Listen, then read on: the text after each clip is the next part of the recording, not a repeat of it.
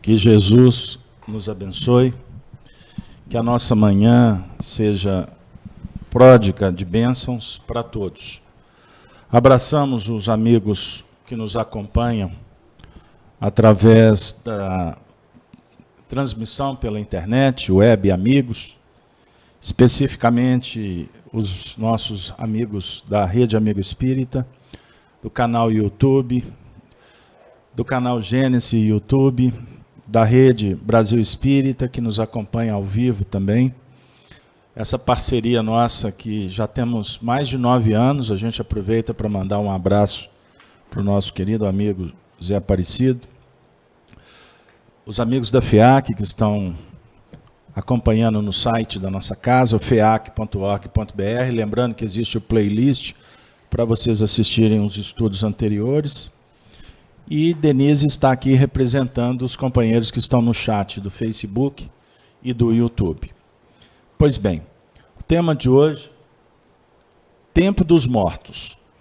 Nós estamos trabalhando no capítulo 11 do livro Apocalipse, que é a revelação de Jesus Cristo a João na ilha de Patmos. A 7ª trombeta, versículo 15 a 19.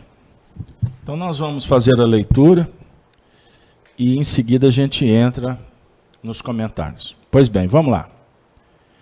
E tocou o 7º anjo a sua trombeta, e houve no céu grandes vozes que diziam: os reinos do mundo vieram a ser de nosso Senhor e do seu Cristo, e ele reinará para todo sempre. E os 24 anciãos, que estão assentados em seus tronos, diante de Deus, prostraram-se sobre os seus rostos e adoraram a Deus, dizendo: graças te damos, Senhor, Deus Todo-Poderoso, que és e que eras e que hás de vir, que tomaste o teu grande poder e reinaste. E iraram-se as nações, e veio a tua ira e o tempo dos mortos, para que sejam julgados, e o tempo de dares o galardão aos profetas, teus servos, e aos santos, e aos que temem o teu nome, a pequenos e a grandes, e o tempo de destruíres os que destroem a terra. E abriu-se no céu o templo de Deus, e a arca do seu concerto foi vista no seu templo. E houve relâmpagos, e vozes, e trovões, e terremotos, e grande saraiva. Vamos lá. Na última semana, nós trabalhamos uma visão geral desse trecho, a definir que vivemos um momento muito especial na humanidade. Não é à toa que o título do capítulo é a 7ª trombeta. O papel da trombeta é fazer som. No caso aqui é anunciar. Anunciar que o 7º anjo e a sua trombeta representam uma revolução nas propostas do progresso individual e coletivo. E que vai definindo que estamos chegando num momento histórico em que o Senhor e o seu Cristo, ou seja, Deus e o Cristo, Deus, o Criador, Deus, a unidade divina suprema, o todo. Deus, Criador, e o Cristo, a onda criadora refletida. O que significa isso? A capacidade dos seres refletirem o bem. Então, poderíamos dizer que o Cristo é a expressão mental purificada. A mente como um espelho que é capaz de refletir o que vem de Deus. Então Jesus para nós é o modelo, é o tipo mais perfeito. Jesus é um filósofo, é um grande mestre. Jesus é o governador do planeta. Portanto, como um irmão maior, ele tem um papel importantíssimo na condução de bilhões de seres. Por que ele atingiu esse grau, essa tarefa? Por conquista própria. E hoje, podemos dizer que ele representa o próprio Criador. A mente dele reflete a onda do bem, sem mudar em nada, sem alterar qualquer item. Uma pessoa me perguntou, como que nós podemos, vamos dizer assim, explicar Deus? Aí eu disse, o papel do Espiritismo não é estudar Deus. O papel do Espiritismo, numa abordagem muito pedagógica de Kardec, é estudar o Espírito, é estudar a obra de Deus e não estudar o próprio Senhor, porque nos falta sentido, nos falta conhecimento, nos falta maturidade. Mas quando nós observamos a natureza se expressando perfeitamente, nós podemos naturalmente deduzir que isso não é obra do acaso, que existe uma inteligência e nós conseguimos vislumbrar os efeitos inteligentes dessa causa, certo? E isso nos inebria, isso nos contagia, isso nos motiva. Olha que beleza, você vê o seu corpo atuar, responder, não é? De uma forma assim tão ajustada. Você fica doente, o próprio organismo, a própria natureza, através das leis naturais, vão funcionar de sorte a manter um estado natural, porque a doença é um desajuste, é uma desarmonia. Voltar o corpo a responder ao que nós necessitamos, como um vaso. O corpo como um instrumento. Então, nós precisamos de um instrumento ajustado. Então, se temos na natureza a imagem, a semelhança da perfeição divina, essa imagem e perfeição também está dentro da gente. Certo? Então, não precisamos de nos preocupar em conceituar e entender. Porque ainda somos muito limitados. Mas é valioso nós percebermos que quanto mais conhecimento de nós mesmos e da própria natureza, mais condições nós vamos ter de sentir a presença de Deus que está dentro de nós. Certo? Pois bem, então nós estamos vivendo uma etapa em que a humanidade caminha a passos largos para esse patamar. Só que nós queremos racionalizar, porque lá na Idade Média, quando houveram os movimentos do renascentismo, do iluminismo, aqueles humanistas, os grandes líderes, eles sempre procuravam associar a ciência com a religião íntima, mas eles romperam com as religiões tradicionais. No século XIX em diante, os homens romperam com o que é o mais importante da nossa trajetória evolutiva, que é a religiosidade. O culto ao bem, ao belo e ao justo. Romperam os homens com aquela ideia de que precisamos de racionalizar tudo. E sob o ponto de vista do aprendizado, aonde a razão para, começa a intuição. Então, a intuição é a perspectiva, a possibilidade de entrarmos em relação com aquelas faixas, com aquelas ondas que são criadoras, que vêm nos visitando por diversos fatores, inclusive, não só pela natureza, no seu sentido dos reinos inferiores, mas a natureza no que remonta os seres. O ser, independente da sua condição evolutiva, desde uma planta até um animal ou um ser humano, todos possuem missões importantes, valiosas, intrínsecas, de acordo com a capacidade de cada um, de fazer luz. E quando um ser faz luz, ele está te auxiliando para que você não esqueça que nós estamos aqui para progredir e fazer luz também.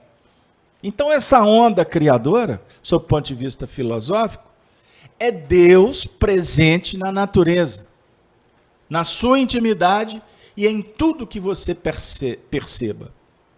Então Deus é o todo. E nós fazemos parte desse todo. Olha que interessante. Nós somos partículas, micropartículas, como afirmava, por exemplo, Platão. Platão inspirado por Pitágoras. Pitágoras foi o primeiro a falar da unidade divina, que nós somos uma unidade específica. Não existe dois iguais. Somos seres, somos individualidades, a caminho da perfeição. Agora é interessante, porque quando a gente fala a caminho da perfeição, dá uma ideia de que a perfeição está em algum lugar distante.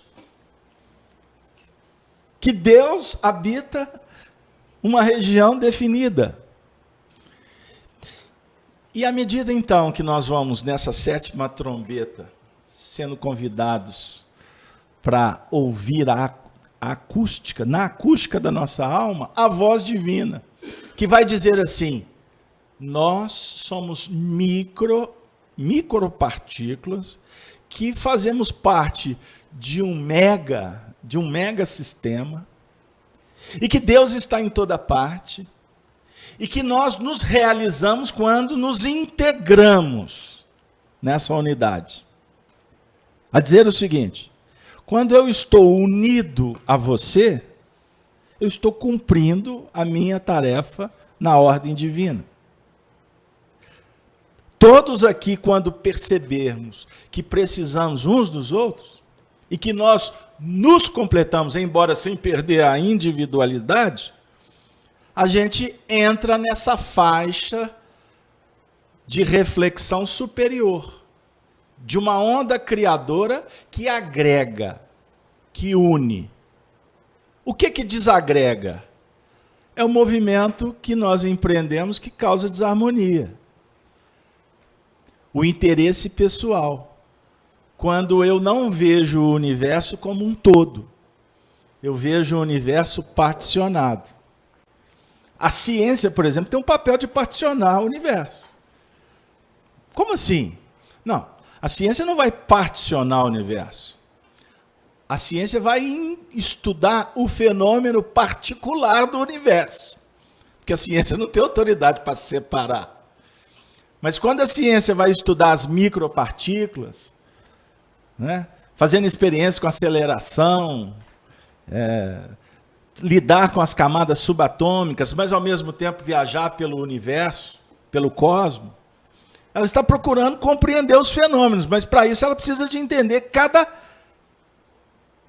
ser, cada objeto, cada sistema, cada orbe, com o seu valor intrínseco. Ela precisa de compreender esse fenômeno. Mas a ciência vai ser gigante no dia que ela perceber que nada pode estar separado. Tudo está junto. Então, por exemplo, Jesus diz assim: eu e o Pai somos um. Ele fala para os discípulos, do capítulo, por exemplo, 16 e 17 de João, ele ensina a orar. Mas ele faz uma oração. E ele diz assim: Pai, rogo para que eu esteja em vós como vós está em mim. Mas eu também rogo pelos meus discípulos, para que eles estejam comigo como eu estou com eles. Olha que interessante. Olha que beleza isso. Pai, não peço que os tire do mundo. Pai, peço que os livre do mal. O que é o mal? É não ação no bem. A morte, tempo dos mortos, é o tempo das descobertas mediante a morte que foi definida por nós mesmos, por ignorância. Mas no fundo, nós que estamos nesse momento histórico, que julgamos ser tempo dos mortos, nós estamos começando a entrar no tempo dos vivos, ou da vida na sua plenitude. É isso, Júlio? Pode entrar em cena aí, porque eu vou pegar o resumo aqui do Honório para nós. Você já está falando aí, você foi discorrendo aí, e você já foi dentro da tônica do versículo. Você vai iniciar aí já o trabalho do resumo? Uhum. Porque o que você foi falando aí, à medida que você foi falando, eu fui identificando aqui no próprio resumo, que é como se fosse uma introdução aí do assunto. Então, quando você tem aí no 19, né? Abriu-se no céu o templo de Deus, e a arca do seu concerto foi vista no seu templo, e houve relâmpagos e vozes, e trovões, e terremotos, e grande saraiva. Então, abre-se no templo, abre-se no céu, simbolicamente, a nossa capacidade de percepção, de identificação, para nos libertarmos do mal, como Jesus. Então, quando Jesus, na sua oração, vai pedir a Deus que não os tire do mundo, mas que os livre do mal, essa libertação do mal, ela é um movimento interior. À medida que a nossa consciência vai se ampliando, nós vamos identificando na intimidade os fatores que representam o mal, que são as imperfeições. Porque o mal propriamente considerado, o mal como nós entendemos na linguagem comum, nós aprendemos com Emmanuel no livro Consolador, que para Deus não existe, é zero, na questão 135. E Emmanuel não está fazendo essa afirmativa sem um embasamento na codificação. Na codificação nós vamos aprender na questão 551, quando a gente analisa com mais profundidade e medida na resposta que os Espíritos nos dão lá, é que Deus não permite o mal. Então aquilo que nós consideramos um mal, uma agressão, uma violência, não é o mal como nós entendemos, como sendo uma ação que não consta na justiça divina. Não, nós só temos a capacidade de fazer o mal para nós mesmos quando geramos imperfeições. E as imperfeições que nós geramos para nós, que vão nos desarmonizar, vão nos desequilibrar, consequentemente nos levar a um estado que poderemos considerar como sendo um mal, isso é aproveitado como instrumento da justiça para quem está distraído no contexto, precisa reajustar-se, o tempo passou, está atrasado no processo, então nós vamos servir de instrumentos, como nós veremos aí, trovões, terremotos, saraiva, relâmpagos. Então nós somos aproveitados pela justiça divina como instrumentos do escândalo. É preciso que a gente entenda isso, né, meu amigo? O mal para Deus é zero, não existe o mal para Deus. Então a questão 551 é uma questão que nós precisaremos estudar essa questão com muita profundidade ainda para entendermos o que os Espíritos estão nos dizendo ali nas entrelinhas. Muito bem, eu queria fazer a leitura do verso 18, para que a gente possa pegar a toada aqui do 18 e do 19. Que aí, quem sabe, a gente pode caminhar um pouco mais hoje, lembrando que é a última reunião do ano, hoje é 21 de dezembro de 2019. Versículo 18. E iraram-se as nações, e veio a tua ira, e o tempo dos mortos, para que sejam julgados, e o tempo de dares o galardão aos profetas, teus servos e aos santos e aos que temem o teu nome, a pequenos e a grandes, e o tempo de destruíres os que destroem a terra. O texto é pesado, complexo, denso. Ele está falando aqui da ira das nações. No contexto social, nós estamos vendo muita gente irada, não estamos? Como é que está a internet aí? Vocês que frequentam aí esse universo. Bombando no terreno da ira. Não é? Intolerância total, como é que é? Total, geral e restrita? Ampla, geral e restrita. Estão lembrados dessa? Desculpa.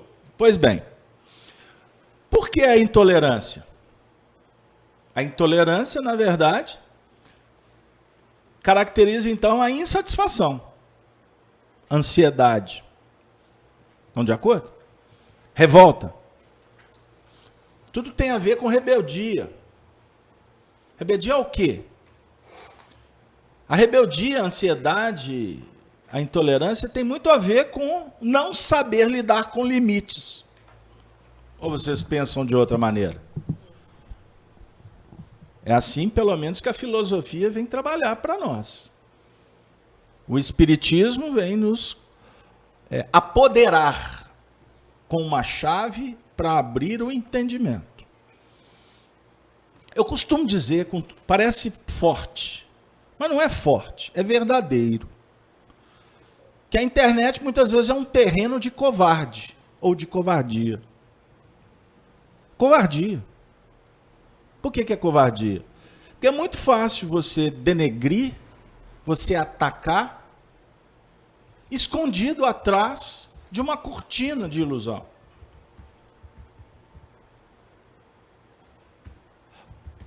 E com uma desculpa de que se der nome, você pode ser processado. Tem que respeitar, porque você pode tomar ação de danos morais, de injúria. Não é isso, Júlio? Sim. Então, para que ataca? Isso é covardia. Ou não? É fazer sem querer, arcar com consequência. Isso é covardia. O desrespeito é covardia.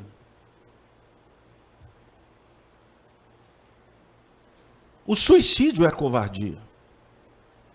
A violência é covardia. Muitos podem agir com ousadia ou com dita coragem no mal, mas a verdade, isso não é coragem. Isso é irreverência aos princípios legais, éticos, morais, que estão dentro de cada um, que são regidos por uma lei chamada consciência. Aí tudo bem, vai abrir uma discussão, cada um tem o seu grau, seu nível de consciência. Ok. O que vale é a intenção. Muito bem. Mas não vamos entrar nessa vibe, porque senão a gente não anda.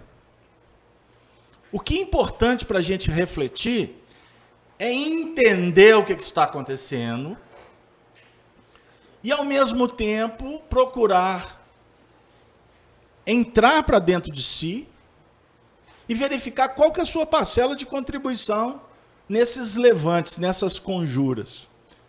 Ontem eu fiz o estudo do Chico Laio Xavier, falando da conjura romana. É uma história que vale. Vale a gente refletir como que as coisas se repetem no tempo. E eu disse e repito, todas as conjuras, todas as revoluções que aconteceram no orbe, elas tiveram um cheiro de violência, de sangue. Com um anseio que é natural da busca da justiça social. Isso é anseio de cada um, de todos. Não é de um ou de outro. Todo mundo anseia por justiça.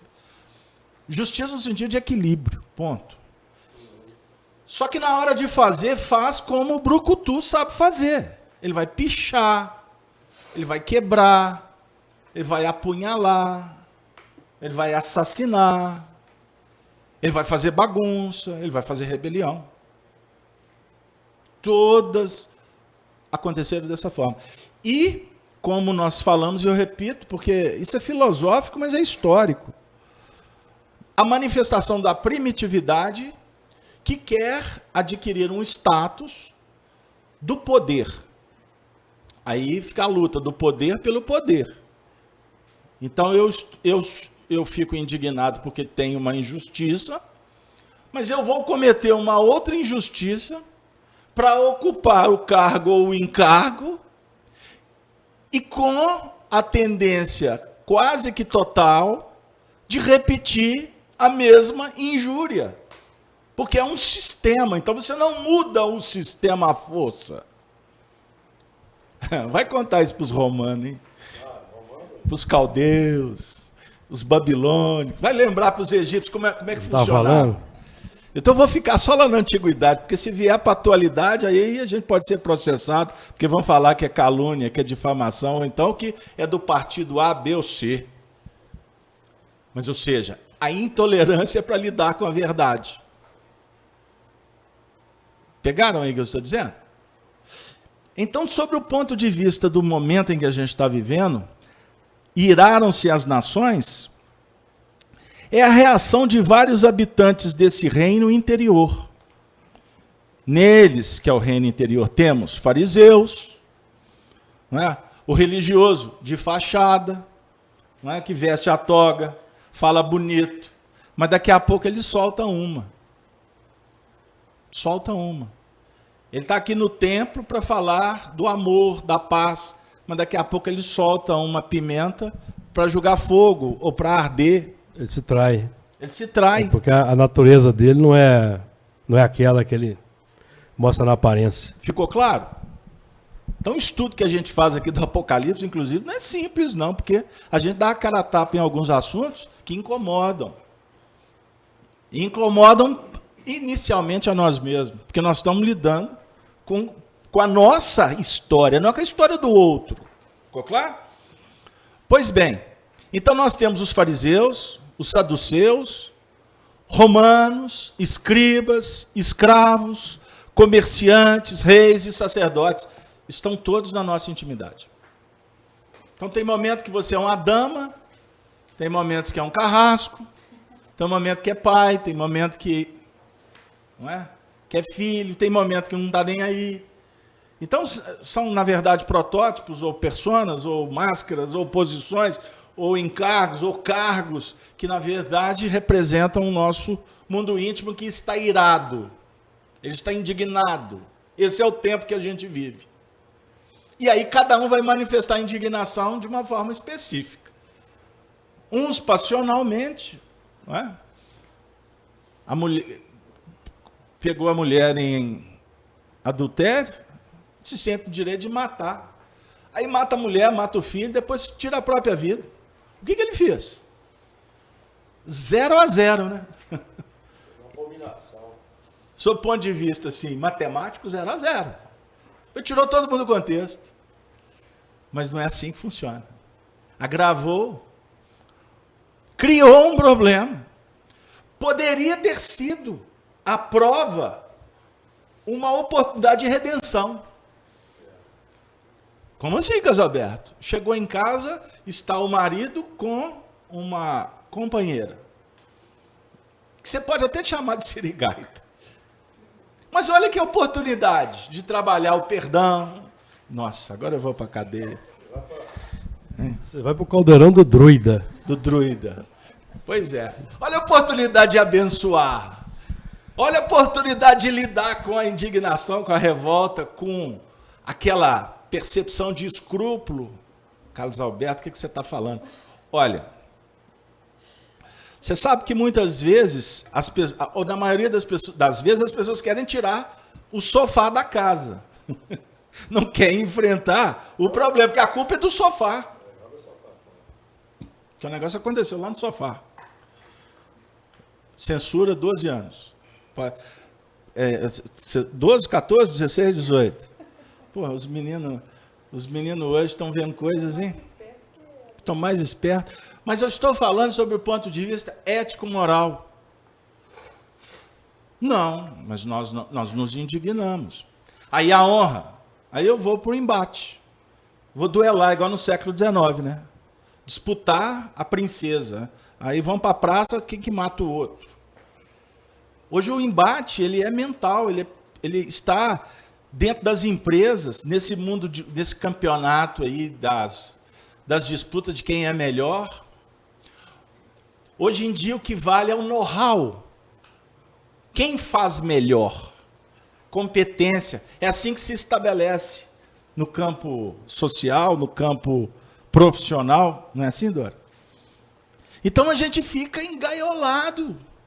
A gente coloca dentro de uma bolha da ilusão uma série de procedimentos que, na verdade, eles configuram a nossa inabilidade para lidar com a própria manifestação do mundo íntimo, que precisa de ajuste.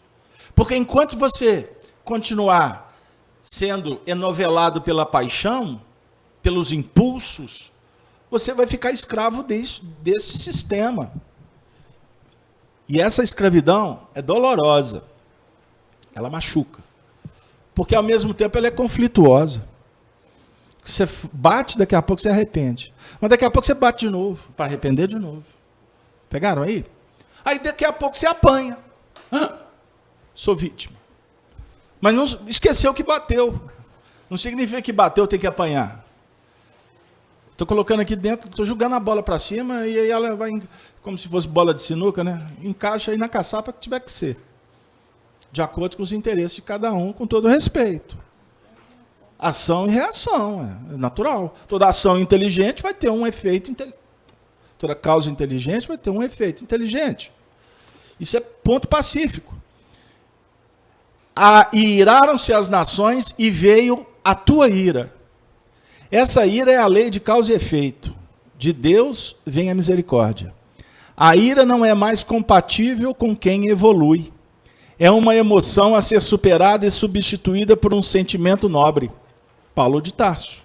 Efésios 4, 26 a 31. Vamos só ser cuidadosos.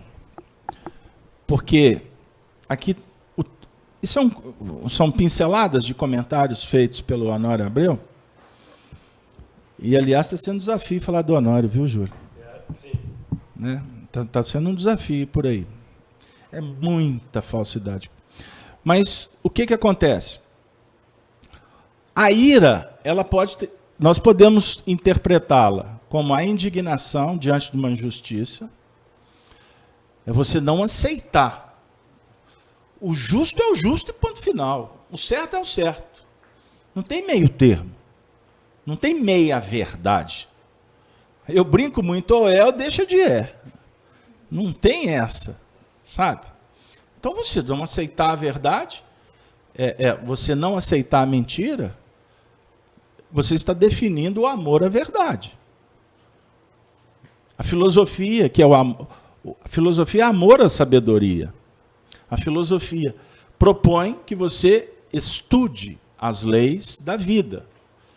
Para isso você necessariamente tem que amar a vida.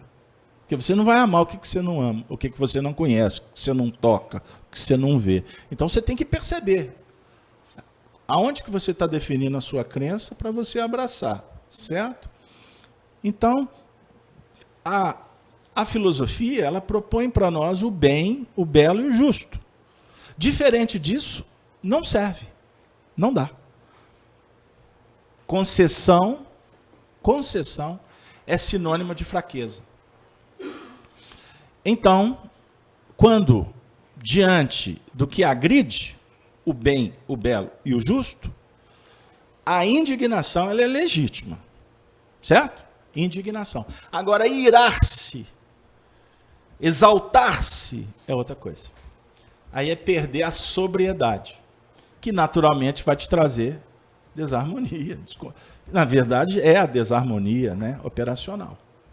Então, o caminho aqui, estamos diante de iras, de indignações, de processos de muitas mutações aí fora.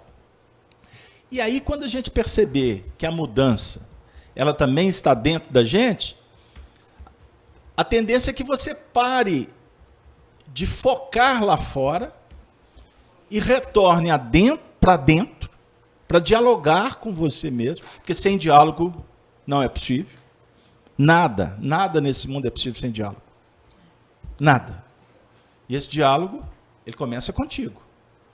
Não é?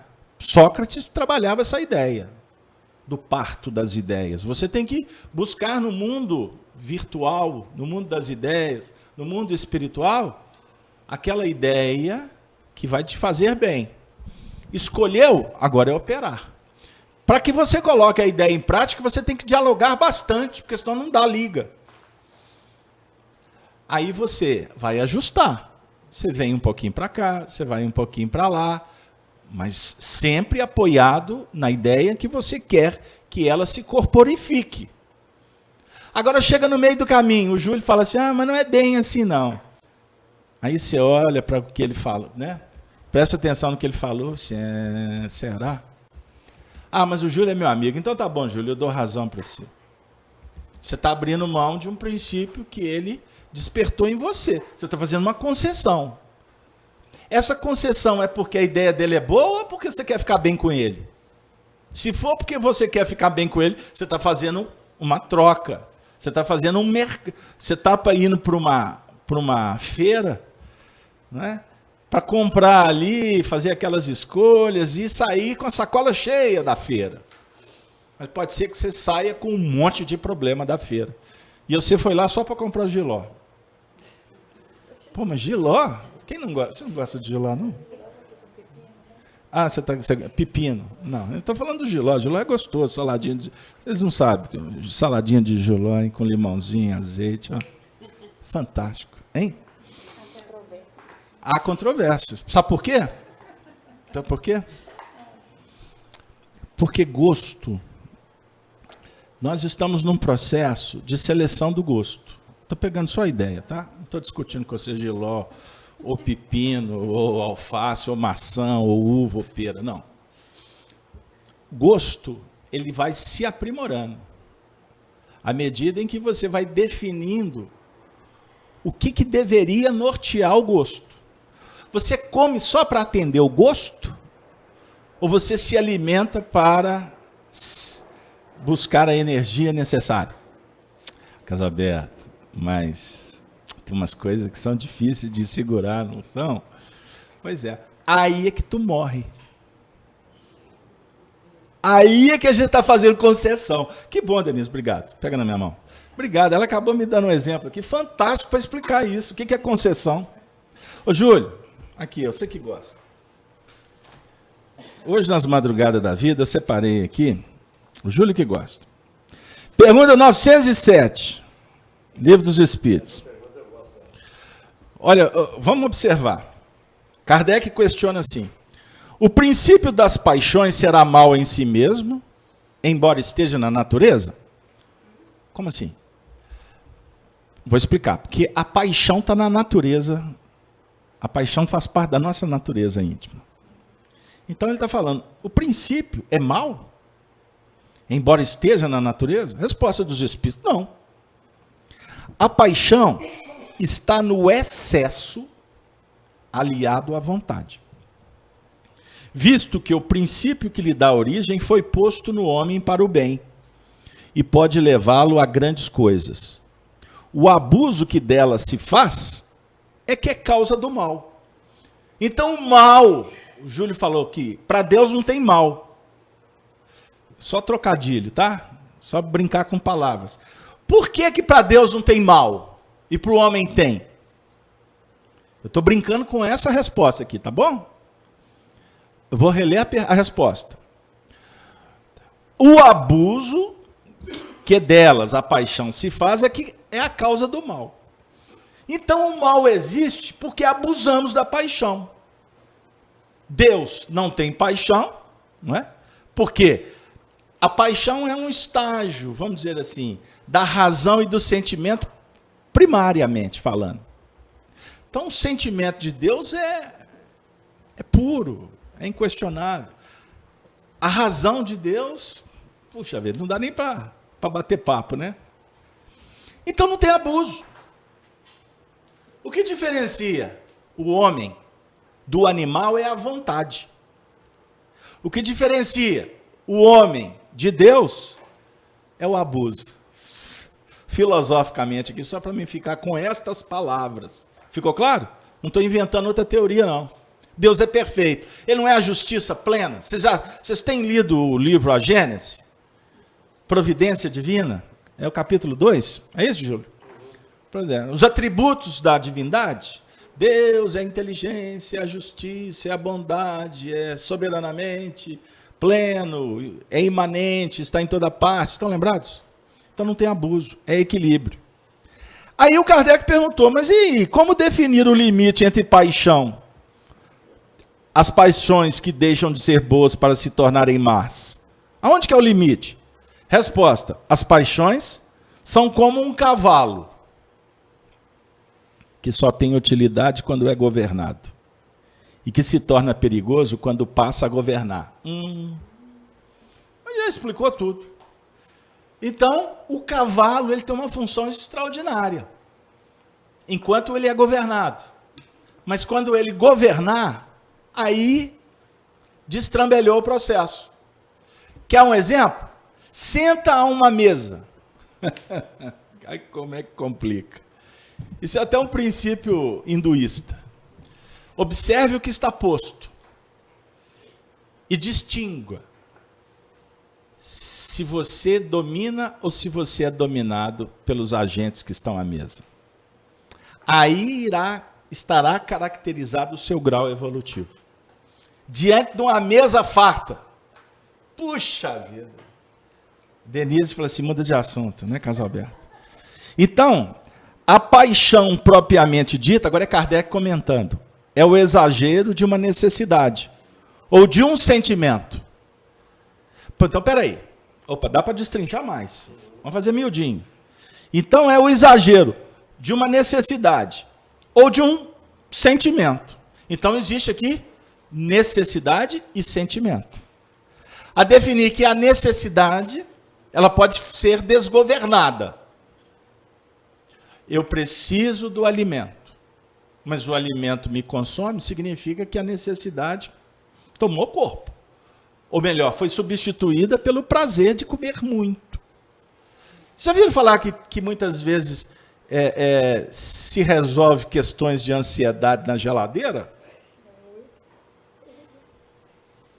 O que foi, Gil? No fogão também dá, né? Não, no alimento eu me lembrei do episódio, naqueles festinhos romanos, eles abusavam da alimentação, depois eles saíam para vomitavam para comer mais. Era a tônica dos festins. Já viram cenas parecidas no século XXI? Qualquer semelhança é só coincidência, tá bom? Porque nós já melhoramos bastante. Tem uma professora de filosofia que eu gosto muito de ouvi-la. Ela diz assim, que a única diferença do homem atual para o cidadão romano é que as bigas foram substituídas por Porsche, McLaren, Ferrari, que atinge velocidades assim extremas em pouco tempo. Porque o condutor da biga é o mesmo que dirige o automóvel hoje. Agora, só que, com o conhecimento que temos na atualidade, nesse momento histórico, inclusive de evangelho, que naquela época não se conhecia Jesus, ouviu falar. Um carpinteiro, um profeta aqui, um revolucionáriozinho aí qualquer, que veio contestar Roma, mas já deram o cabo dele, ainda bem. Então hoje nós já sabemos que ele não era apenas um carpinteiro. Nós já temos informações. Informações, inclusive da ciência.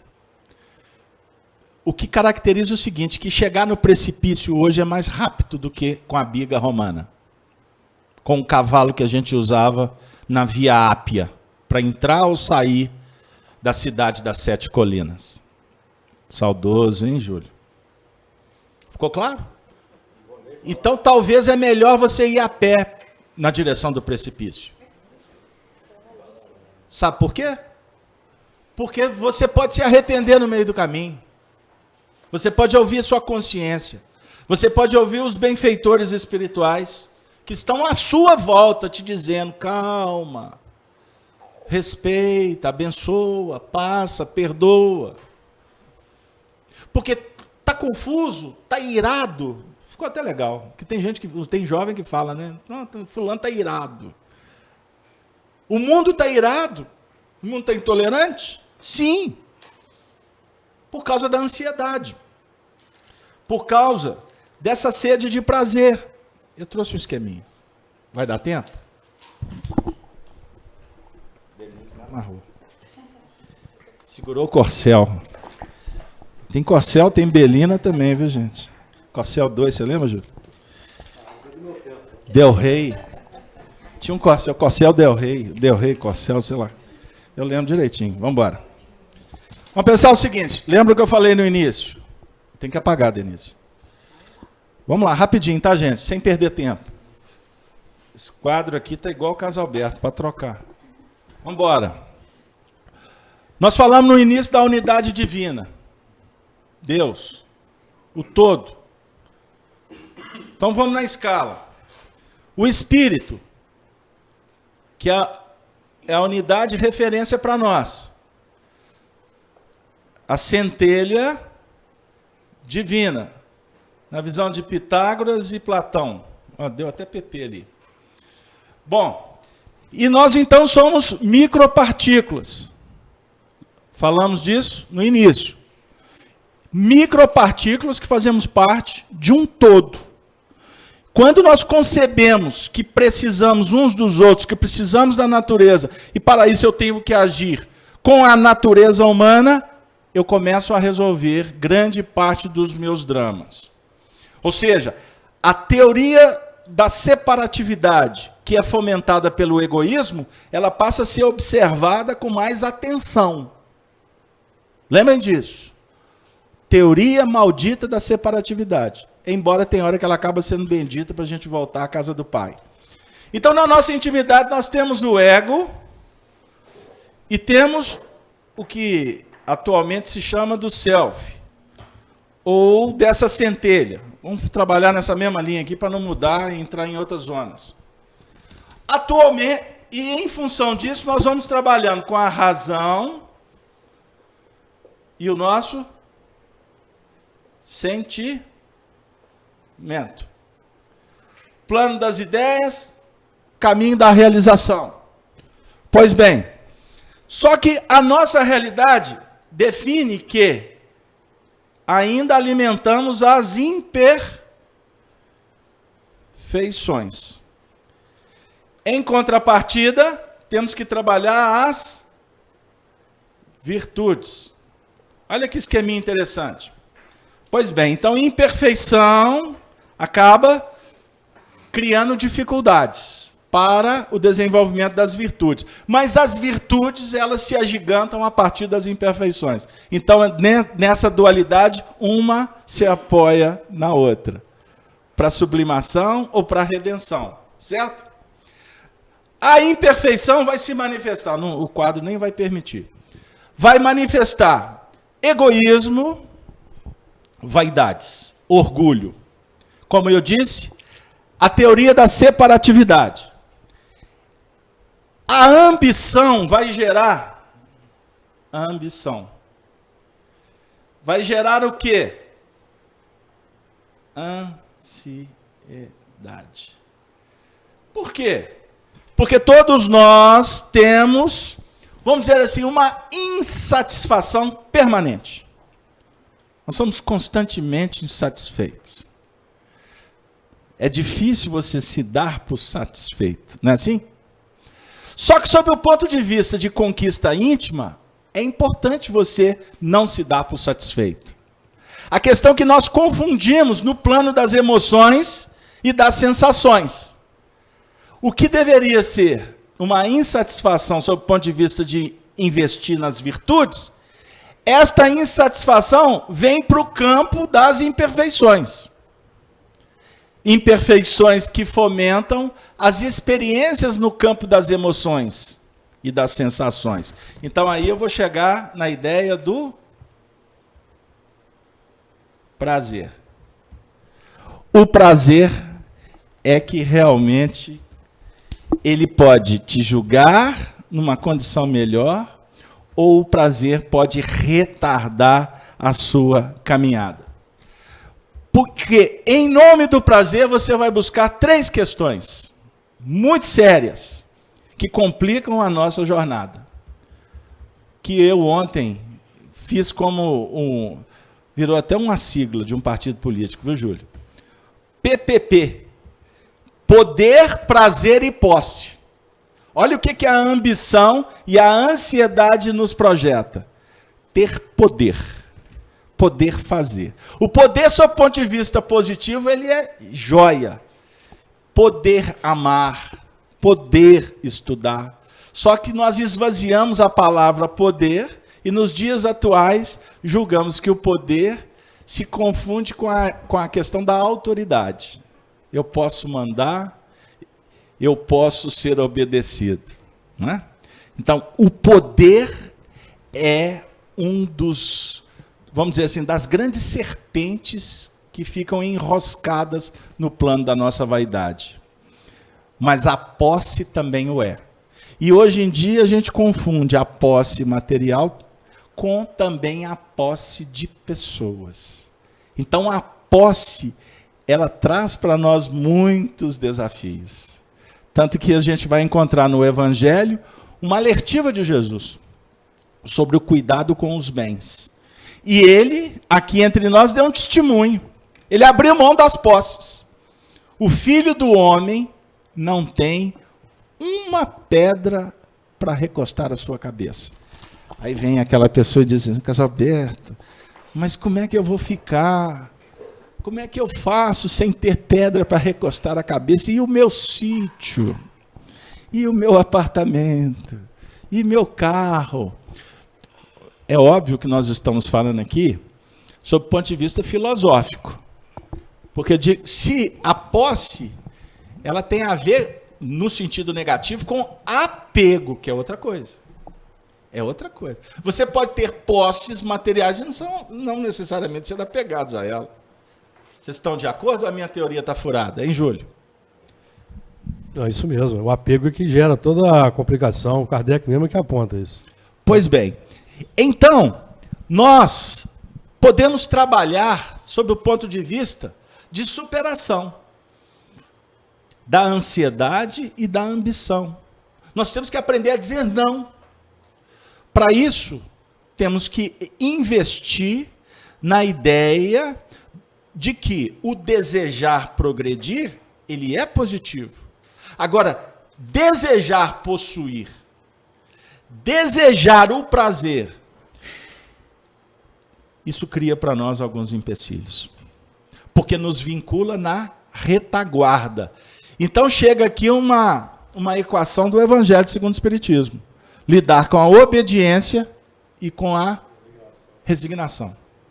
O que é a obediência, Júlio?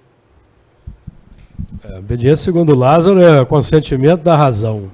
E a resignação, consentimento do coração. Porque são 2 senhores que nós temos na intimidade. A razão e o sentimento. E um alimenta e é alimentado pelo outro.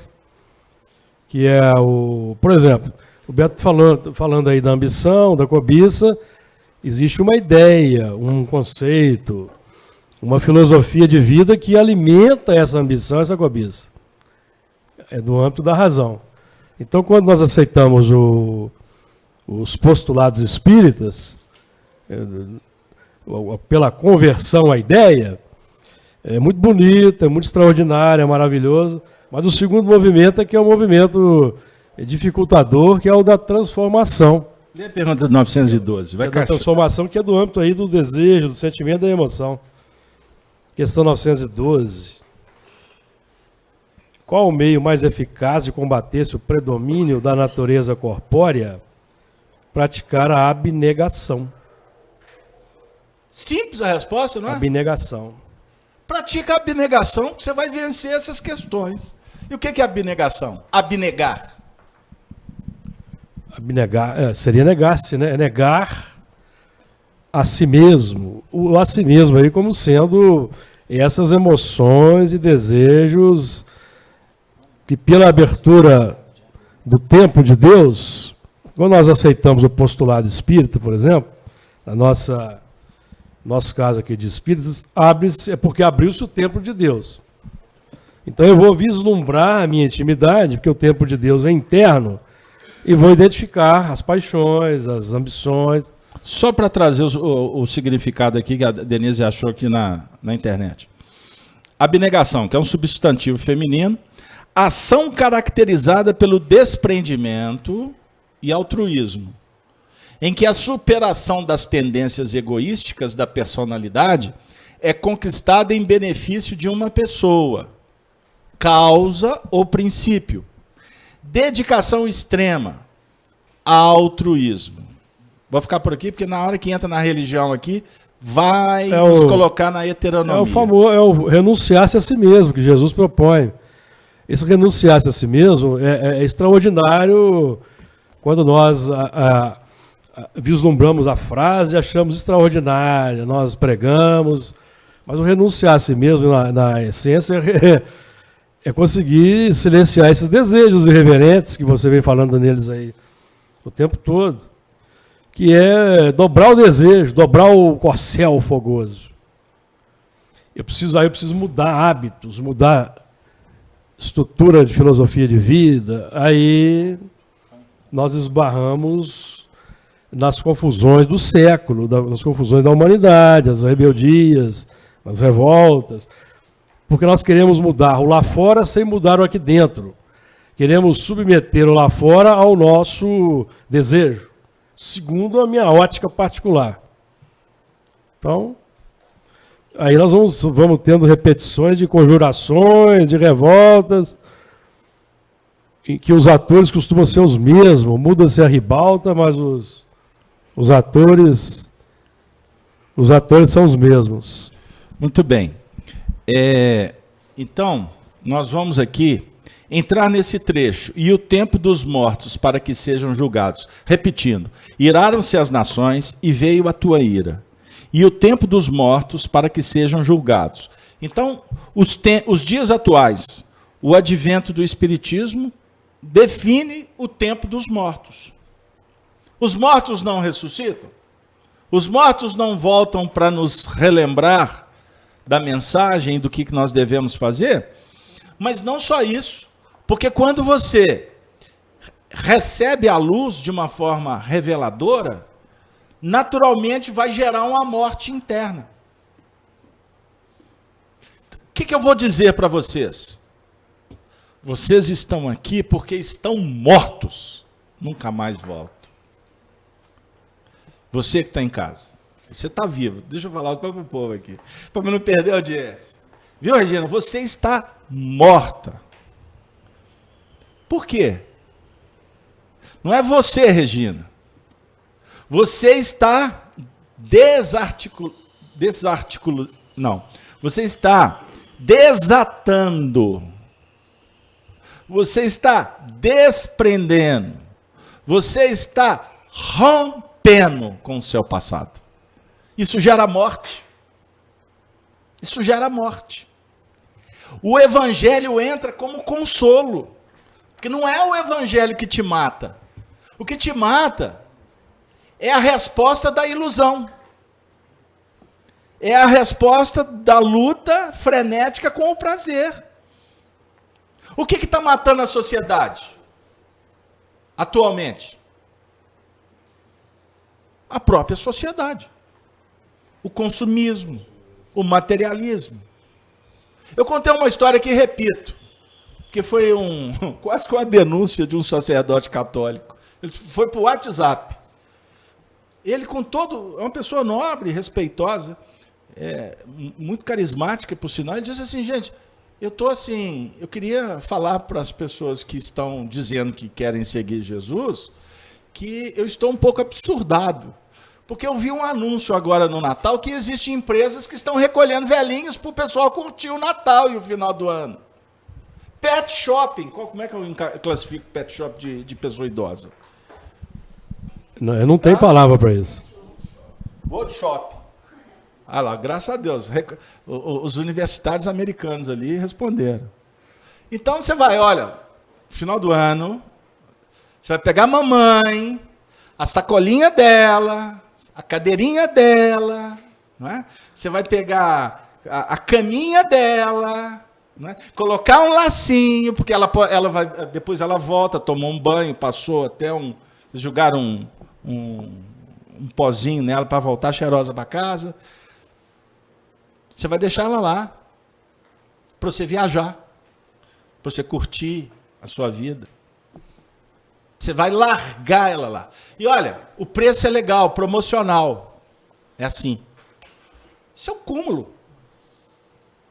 Será que é o cúmulo? Eu já perdi a noção do que é o real.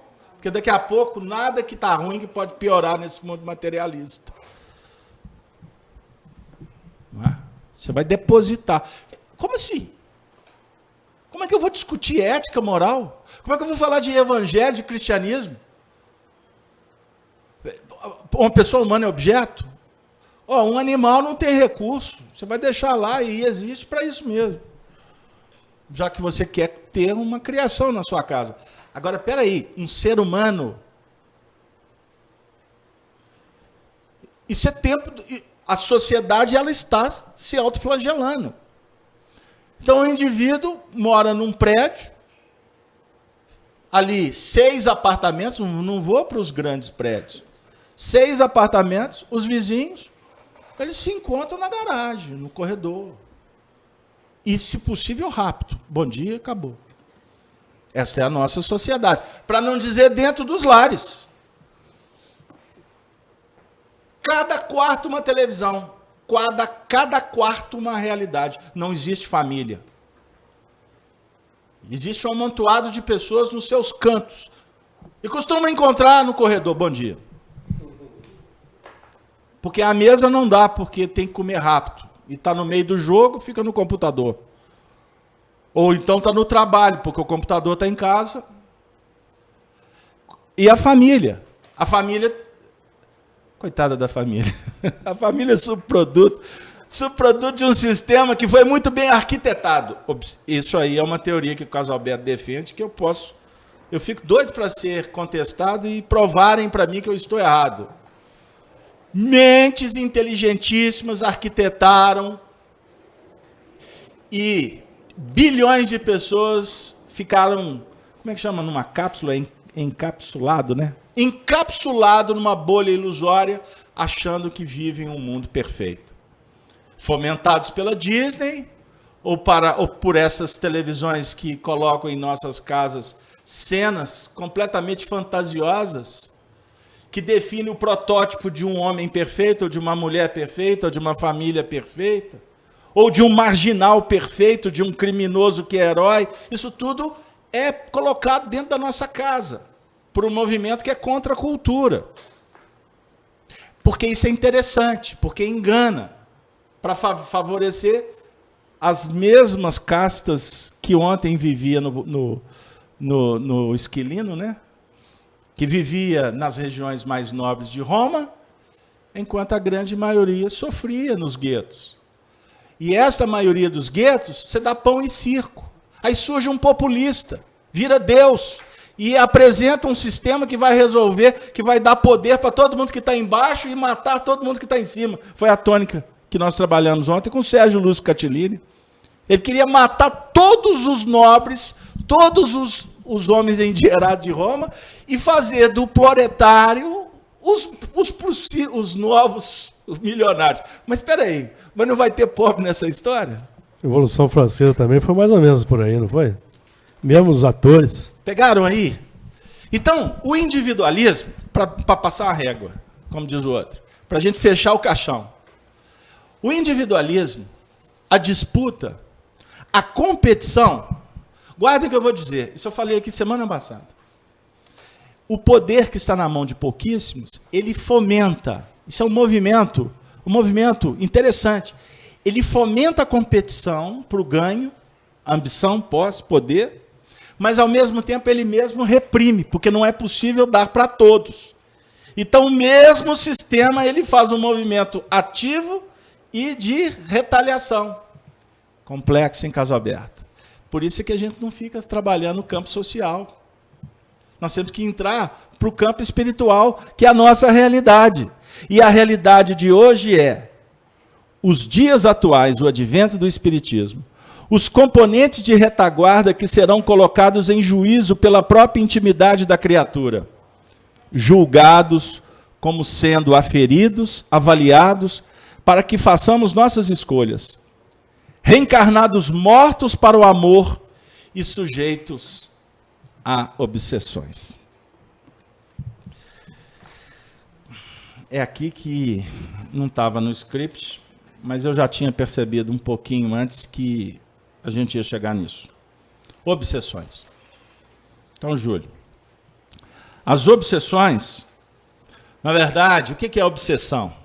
Uma influência costumaz ou contumaz, como queira, que uma mente exerce sobre um outro. Uma mente que pode ser um espírito, como pode ser um encarnado. Um encarnado pode obsedar um outro encarnado. Então, ou seja, influência espiritual. Existe a obsessão simples, você pode influenciar negativamente, porque a obsessão é influência negativa. Como a inspiração, a proteção dos benfeitores é uma influência positiva, educativa. No caso, a obsessão, ela vai apresentar obstáculos. Por isso que Satanás, ou o demônio de daimon, de espírito, na verdade a essência, a ideia é um espírito contraditor. Todo movimento da luz gera, na verdade, aliás, todo movimento da treva gera luz. Embora a luz nasça primeiro. Nasce a luz, vai se identificar a treva. Quer um exemplo? Graças a Deus aqui não tem um holofote muito potente, porque se tiver você vai começar a identificar a sujeira no chão. Então, por enquanto, está muito bonitinho, viu, dona Eustáquio? Mas se acender uma luz muito forte, você vai descobrir um negocinho ali. Os dias atuais se caracterizam por um grande holofote que foi aceso. É o Espiritismo. É o mundo espiritual que está dialogando com a humanidade. Então, nós estamos vendo problemas. E um dos problemas que é intrinsecamente ou diretamente ligado a todos os problemas se chama obsessão. Poxa, a véspera do Natal, Casal Aberto, você vai falar de obsessão. Eu ainda tinha reservado um finalzinho aqui, mas deixa o Natal para o dia 24. Porque toda disfunção, toda desarmonia, naturalmente ela vai gerar doenças. E a doença, a obsessão, é uma doença espiritual. Contato com seres que estão vibrando em faixas enfermas ou enfermiças. Você atrai. Você é um polo irradiador, aglutinador. Seu pensamento atrai pensamentos, sentimentos. Então, como nós estamos desajustados socialmente, indiferentes à causa da natureza, do todo, da unidade, separatividade é obsessão. Ah, vou lá não. Hoje é o dia de ficar com doente. Não, fui ontem, agora eu sei. Essa teoria da separatividade, ou não? Não, mas eu não posso. Por que você não pode? É legítimo? Mas espera aí. Como é que seria o mundo regenerado? Hoje é o seu dia de ficar com sua mãe. Mas é que deixa eu ficar? Não, hoje é meu dia. Não, mas deixa eu ficar. Eu preciso ficar com a minha mãe. Não, mas hoje é o meu. Olha, vamos fazer o seguinte, vamos nós dois ficar com ela. Fechou comigo? Não fecha não, abre com Jesus, é melhor. Pegaram o que significa na prática a teoria da separatividade? Aí vem uma mente, já sabe que tu é enfermo, egóico, ou está enfermo, né? Você não é. Toda doença é transitória. Fala com ele que o dia de ficar com a mãe é dele. Aí ele já corre lá do lado de lá e fala assim, olha, aquele ingrato do seu irmão vai falar que o dia é seu. Aí você chega e fala, ele já voltou, e fala assim, olha, ele vai reagir. Aí fica aí um espírito circulando vocês dois, daqui a pouco ele puxa o tapete, vocês dois se engalfinham, e ele sai morrendo de rir. Como tem muito espírito que fica morrendo de rir de religiosos, que ficam querendo exorcizá-lo. Em nome do Padre, do Filho e do Espírito Santo, some daqui. Mas que autoridade é essa? Você acha que é um crucifixo que vai me tirar daqui, vinculado que eu estou a ele há mais ou menos alguns séculos?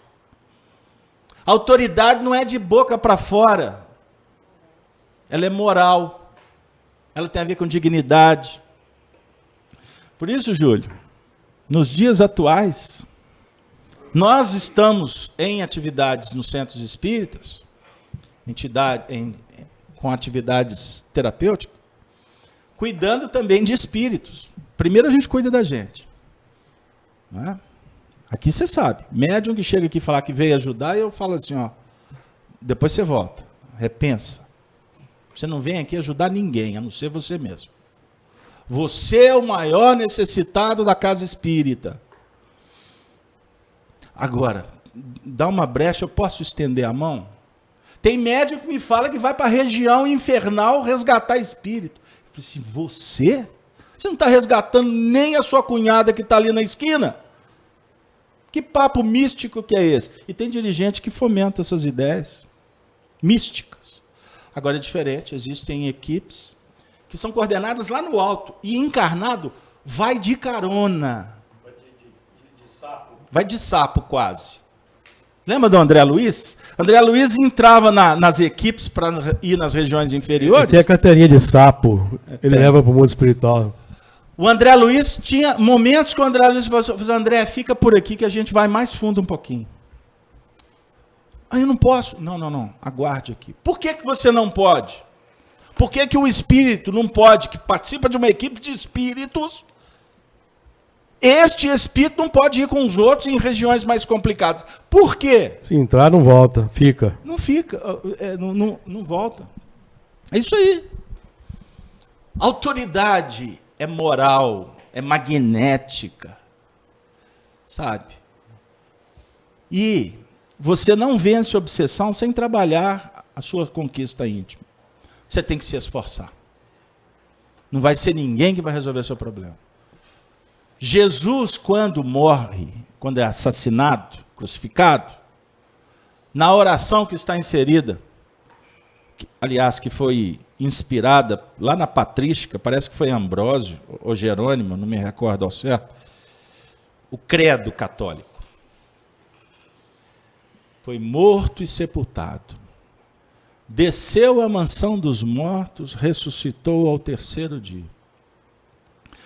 Quando Jesus desce à mansão dos mortos, ele exerce uma tarefa de espíritos de uma condição super elevada. Aliás, a tarefa dos espíritos na condição de Jesus é descer na mansão dos mortos. Nós estamos falando dos mortos, é a mansão nossa. A gente se julga vivo, mas estamos mortos da Silva Xavier. Mortos nas nossas concupiscências, mortos nos nossos desejos, mortos nas nossas ilusões, e julgamos que temos que curtir, que temos que viver. E a consequência dessa ilusão o pagamento é caro. Geralmente ele vem nas inibições futuras, o indivíduo ele é parado. Imagine quem fala do espiritismo e fica semeando discórdia. Você sabe que na internet tem indivíduos assim? E fomentam multidão de pessoas. Fomentam discórdia e falam de Kardec.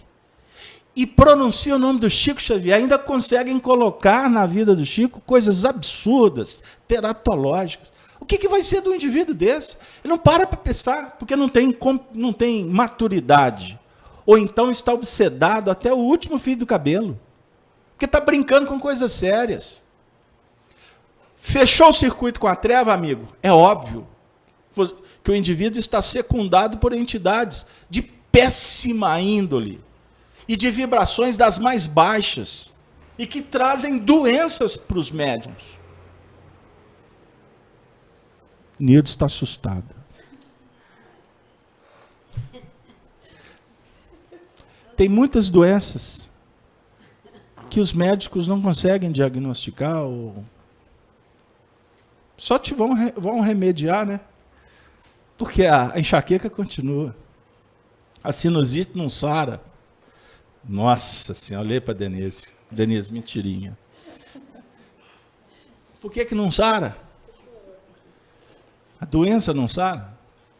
Seu amor ainda é tudo? Hein? Moacir Franco. Por que não sara?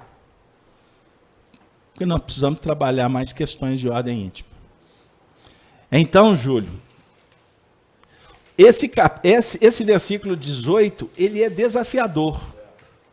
Porque ele é extenso e traz muitos ensinamentos. E eu vou caminhar aqui para dizer o seguinte: e o tempo de dar galardão tem a ver com a recompensa, que é a conquista, o júbilo, a gratificação interior pelo trabalho reeducativo. Então, o tempo dos mortos é o tempo da ressurreição. E trabalhando em nome da vida, a recompensa vem. É o bem-estar, é a saúde. E o tempo de dar galardão aos profetas teus servos e aos santos e aos que temem o teu nome, a pequenos e a grandes, e o tempo de destruíres os que destroem a terra. Aos primeiros lampejos do conhecimento é tempo de atuar. O instinto de destruição é uma ferramenta da evolução para ser acionada de dentro para fora na reforma íntima, para que a ira de Deus não tenha que agir de fora para dentro. Ou seja, destruir é construir. Destruir o mal é construir o bem. Você ia falar? Vamos lá que o tempo... Não, é isso mesmo. Vincular para desvincular. O Leão gostava muito de dizer isso. Pois bem, então, meus queridos amigos, devemos matar a ambição, que, como foi dito, é amparada na ideia da separatividade. Ambicionar, eu não posso ambicionar aquilo que eu já tenho. Geralmente se ambiciona aquilo que não tem. O que você tem? Qual que é o patamar de discussão? É o espírito. São os valores. Você já os tem. Eles são teus. Você não tem que ambicionar. Você só tem que cultivar. Como é que você vai solucionar um problema? Vai lá dentro de ti. Os valores estão lá.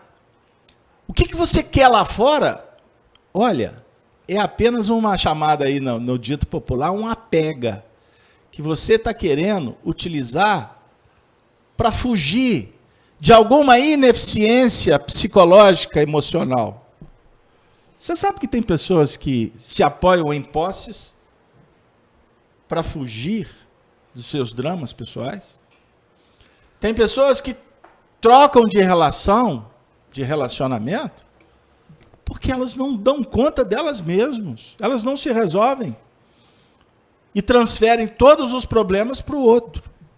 Aquela história que eu brinco, né? O indivíduo está casando pela 10ª vez. Aí uma vez ele chegou para mim e falou assim: agora eu acertei a mão. Eu falei assim: no que, meu filho? Achei minha alma gêmea. Eu falei assim: danou. Vou casar. Já sei que você vai falar, Casabé, de novo. Eu falei assim: pois é, e tem uma dica aí que não se casa 2 vezes, né? Casa-se uma vez, né? Casa-se uma vez. Vocês estão rindo, né? Porque o compromisso, ele é espiritual. Agora, você que está casando pela 10ª vez e está achando que encontrou a alma gêmea, significa que nós devemos orar e abençoar as 9 que passaram e essa pobre coitada que está chegando. Porque o problema não está com elas. O problema é seu. Você que é a pedra de tropeço. Então, quando a gente entra na ideia da unidade divina, passe a verificar o seguinte, é a dica. tudo que você desejar, reflita se realmente é bom, é belo e é justo. Verifique se realmente tem a ver contigo. Aí vai entrar um ingrediente que é difícil quando você vai no shopping center. A palavra prudência. No shopping center. Hein? Já estava afim daquela televisão, chegou promoção. Não quer nem comparar com as outras lojas. É agora. Época de Natal. Tenho que comprar presente para todo mundo. Aí daqui a pouco chega a conta, né? Cartão de crédito. Chega a primeira fatura. Porque a promoção foi tão boa que dividiu em 12 vezes. Aí no próximo Natal ele está pagando a última prestação e com aquele mesmo discurso. Nossa, tenho que comprar presente de novo. Graças a Deus, paguei a minha última fatura. Avaliemos. Na hora de tomar as decisões sob o ponto de vista relacional, espiritual. Eu gosto de falar da moedinha ou do cartão de crédito porque mexe. E dá exemplos práticos, mas o que nos importa são as questões morais. Lembre-se que tudo que vier às suas mãos vem por misericórdia. A sua família, os seus amigos, a tarefa espírita. Por que você foi convidado a vir hoje? Tinha um presente. Um presente reservado para você. Ah, mas eu queria outro presente. Mas é esse que tem. Já que tem esse, já que só tem tu, vai tu mesmo. Não é isso que eu estou dizendo. Valoriza. Eu falei isso outro dia para uma pessoa. Eu disse assim, você tinha falado que queria ganhar um presente. Olha o presente que você ganhou. Ah, mas não era isso. Mas isso tem um valor muito mais expressivo do que aquilo que você queria. Pode ser que daqui a algumas décadas essa pessoa vai entender o que eu falei. Mas a vida não tem pressa. Não existe presente maior do que a vida, o corpo, amigos, família. Existe um presente maior do que o Evangelho? Então, na verdade, o Natal materialista, que acaba tendo as suas expressões positivas, ele, na verdade, é para comemorar o aniversário de Jesus, que não nasceu em dezembro. Mas não tem problema. Foi configurado assim e isso não vai alterar. Fato é que as vibrações cristãs, elas se propagam e contagiam mesmo. Aí, na hora que você escutar Lennon, ou numa versão piorada brasileira, então é Natal, e as lágrimas brotarem nos seus olhos, permita que elas perpassem a face, porque é um momento bendito. Porque Natal representa nascimento. Sob o ponto de vista filosófico, nós nascemos todos os dias. E é espetacular porque morremos todos os dias. Quando morremos, estamos morrendo para o passado. Estamos rompendo com aquele homem velho. Lembram que nós falamos aqui do símbolo do balão? Foi usado aqui algumas semanas atrás. Quando se constrói aqueles balões para transportar pessoas, faz aquele compartimento. À medida que você está construindo o balão, que você vai encher, inclusive, colocando gás, etc., você tem que amarrar o balão. Por que se constrói o balão? Vou até buscar o símbolo de uma ideia, de um sonho, de Leonardo da Vinci, que vislumbrava o homem voando. Para que o homem vai voar? Possivelmente por curiosidade para saber o que tem nas nuvens. A discussão é, o que tem nas nuvens? E é necessário que, ao invés de ficar discutindo, construa o balão. E na hora que ele estiver pronto, que você puder entrar no balão, corte as cordas, para que você possa tocar as nuvens. Não especule. Procure saber, vai lá. É o conhecimento. Agora, é interessante observar que o símbolo é para que amplie a consciência, para que a gente possa estar ressignificando e se preparando para uma nova etapa que está surgindo. E o Natal é um renascimento diferenciado, porque é o nascimento de Jesus. Porque não se comemora um aniversário no mundo inteiro com tanta magnitude, com tanta sensibilidade, quanto o nascimento do nosso Senhor Jesus. Por quê? Porque ele representa o belo, ele representa o bem, não sob o ponto de vista do belo físico, mas do belo no sentido da arte, da poesia, da harmonia. O bem que se apoia na justiça. Então, sempre quando nós entramos nessa onda co-criadora do Cristo, na verdade, estamos sendo impulsionados, estimulados para uma viagem no mundo íntimo. Porque o Cristo, ele está dentro de você.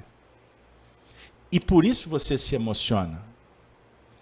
Não é por causa da cena, embora possa ter os seus valores, as cenas da vida dele, no seu sentido de um acontecimento histórico. Não. Embora para bilhões de pessoas isso seja o mais importante. Mas nós estamos no Espiritismo, e a proposta é que a gente despersonalize. A figura histórica, os feitos, é para a gente contar, para a gente divulgar. Mas o que vai notabilizar o movimento é você entrar dentro de você mesmo e sentir-se como um Cristo, para fazer o que ele fez.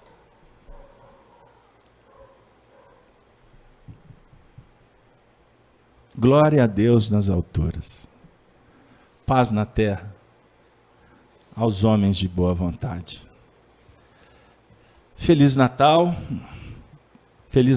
para a família Allan Kardec e Amélie Boudet, a toda a família espírita, a todos os nossos amigos que nos acompanham, que nos acompanharam ao longo do ano de 2019, com todas as transmissões que realizamos em parceria com a Rede Amigo Espírita.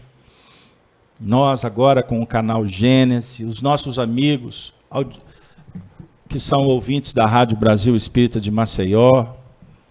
Eu agradeço de alma e coração a audiência, a força que vocês deram. Vocês que estão aqui na casa, é um júbilo para nós fazer parte dessa família. Que a gente possa, no ano de 2020, dar mais um passo. E o ano de 2020, ele vai também se configurar como o ano que vamos comemorar os 12 anos de fundação da FEAC. Então, para nós é um motivo de muita alegria lembrar de todos aqueles que passaram entre nós. E essa semana, na reunião mediúnica, me perdoem, eu vou estender só mais um instante, nós tivemos uma festividade espiritual muito marcante na segunda-feira última. E, dentre tantos amigos espirituais que aqui tiveram, nós fomos visitados por vários dos trabalhadores que já desencarnaram e que deram o seu contributo aqui nessa casa. Então eu vou me reservar, além de agradecer a todos que se manifestaram como benfeitores, amigos, mas eu gostaria de desejar Feliz Natal para estes nossos amigos que hoje estão no mundo espiritual e que continuam nos apoiando, presentes, e torcendo para que a gente possa realmente conseguir vencer a si mesmos e também contribuir para um mundo melhor, acreditando e apoiando sempre a justiça social, que parte, repito, do Evangelho crido e vivido o Evangelho do nosso Senhor Jesus Cristo. O homem renovado, sociedade renovada. E acabará os tempos da violência. Só assim que nós vamos mudar. Que Jesus esteja nas vossas famílias, que vocês possam levar a alegria, esperança e amizade por onde passarem.